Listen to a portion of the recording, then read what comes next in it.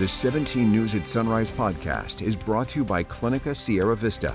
Welcome back to the 17 News at Sunrise podcast, where we share your news on your schedule.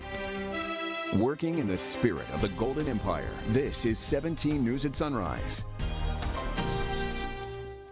And good morning, Kern County. It is 5 o'clock on this Thursday morning. I'm Alex Fisher alongside Elena Rusk. We begin this morning with a much anticipated high-stakes meeting between House Speaker and Bakersfield Congressman Kevin McCarthy and the President of Taiwan. It took place yesterday at the Ronald Reagan Library in Simi Valley as tensions between the U.S. and China continue to grow. 17's political reporter Maddie Gannon was at the Reagan Library yesterday and files this report.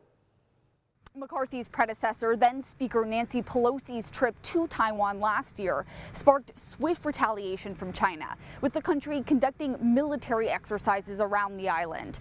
Although McCarthy's meeting is here in California, China is no less vocal, calling the move a provocation. I am the Speaker of the House.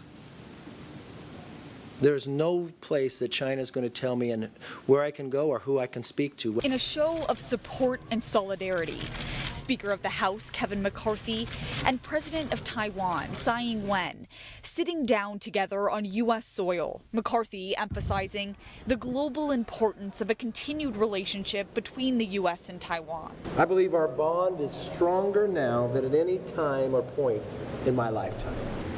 Their presence and unwavering support reassure the people of Taiwan that we are not isolated and we are not alone. Tsai Ing-wen making clear she agrees, in defiance of threats from China, which sees the self-governing island of Taiwan as its territory and has not ruled out using force to take it. We once again find ourselves in a world where democracy is under threat. McCarthy, who was joined by a bipartisan group of lawmakers, said they spoke about speeding up delivery of American weapons to Taiwan and building trade, not answering how the U.S. should respond if China does attack the island. Our goal is that hypothetical never comes to fruition. And what we know through history, the best way to do that is supply the weapons to allow people to deter war. McCarthy said as of now he has no plans to travel to Taiwan, but if he did, it would be a bipartisan trip. In Simi Valley, Maddie Gannon, 17 News.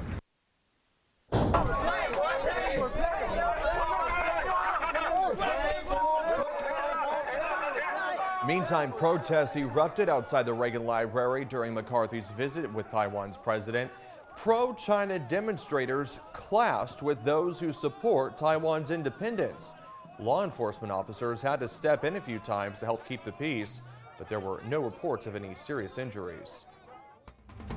We turn now to your 17 Court Watch as a judge refused to throw out the case against Wendy Howard yesterday, the Tehachapi woman accused of killing her ex-boyfriend. Howard admitted to shooting Kelly Reese Pitts during an argument in 2019, 3 days after she learned Pitts had molested their then teenage daughter. Howard testified she feared for her life when she fired. A jury acquitted Howard of murder and lesser charges in October, but could not reach a verdict on the charge of voluntary manslaughter in the heat of passion. Yesterday, a judge denied a motion to throw the case out. It is now up to the DA to decide what to do with Howard's case. And also in Kern County Court, a teenage girl with the middle name Evil admitted to killing her mother in a plot with her boyfriend. Emily Evil Resnick says she let her boyfriend, Nikolai Roach, inside her Oildale home last summer to attack her mother with a knife. Resnick also admitted to using the knife. They were both aged 15 at the time. The motive of the murder not yet clear, but the teenager says they planned it for a month, contradicting her original claim that they had killed her mother in self-defense.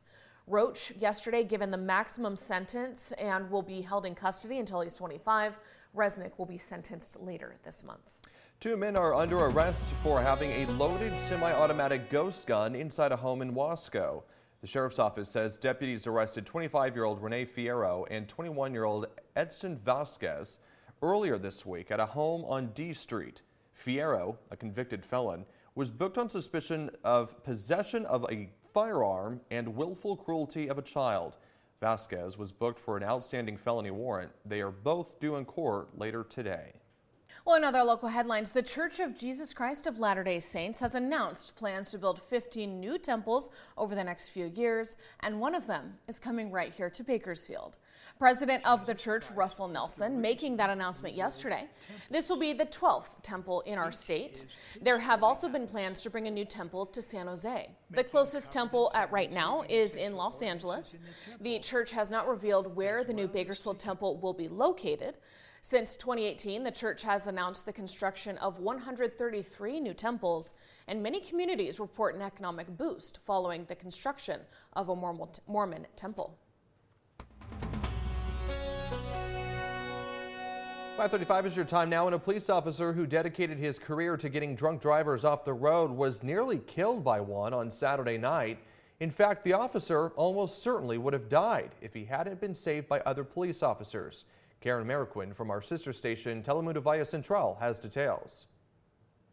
A BNSF railway police officer, Brian Clark, in the hospital after suffering severe injuries in a motorcycle accident. His mother is taking it hard. And of course, you know, the rest of our family, his sisters. He has a 9-year-old son who's taking it really hard. You know, because that's his dad. And even at 9 years old, he realizes how close he came to losing his dad. Clark was riding his motorcycle on Panama Lane and Ash Road when he was hit by a pickup truck. Preliminary investigation revealed both vehicles were traveling westbound on Panama Lane when the pickup truck collided with the motorcycle. After the initial collision, the truck lost control and struck a building and a fire hydrant. The driver was arrested on a DUI charge. Clark's leg was crushed and bleeding profusely. He was minutes from death until Brothers in Blue Bakersfield police officers arrived.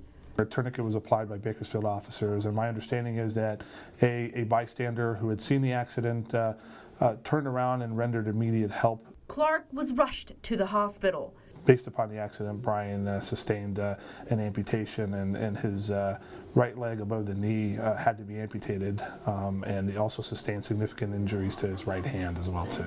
Before working with the Railroad Police BNSF, Clark was an officer at the Arvin Police Department from 2005 to 2012, where the majority of his efforts were spent clearing the roads of drunk drivers. It's very sad and unfortunate just for the fact that I know Brian spent so much time and energy into his law enforcement career at catching DUI drivers and making sure that they're off the road. He set up many DUI checkpoints that I worked.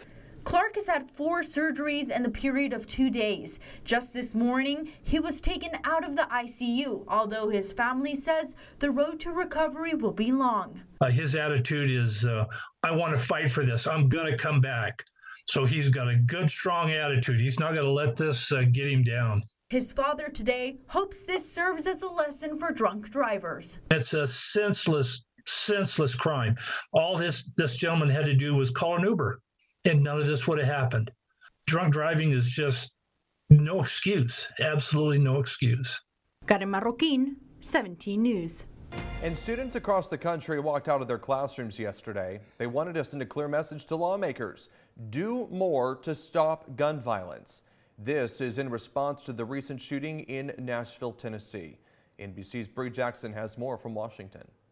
No more silence! From California to Massachusetts, students walked out of school taking a stance against gun violence. Because school shootings are terrible, and people shouldn't have to be scared of going to school every day. It's just scary to think that at any moment there could be someone who enters our building with bad intentions and shoot fellow class members. Gun violence is happening all around, and we just want to do our part. Adults in our country have failed us by letting this happen, and by letting this happen so many times over and over. The nationwide protests come nearly a week and a half after a school shooting in Tennessee. 3 children and 3 adults died. In a separate demonstration, crowds took to the Tennessee House floor, led by 3 Democrats. Today, State House Republicans will vote on whether to expel those lawmakers from the General Assembly. Because we went to the House floor to speak up and to hear the voices of our constituents. If we're smart we're going to prevent the guns from ever getting to the schoolhouse door. Legislators agree on some measures, such as preventing people who are a threat to themselves and others from gaining access to weapons. A person who is a threat to themselves or a threat to others should not have access to weapons. Students say it's time to do something about gun violence. But from Capitol Hill to state capitals, the political battle over the issue continues to be contentious. And President Biden has repeatedly called on Congress to take action on gun laws, saying his executive orders can only do so much. In Washington, Bree Jackson, NBC News. The 17 News at Sunrise podcast is a production of KGET and Nexstar Media Group. For more on all of the headlines in today's show, head to kget.com.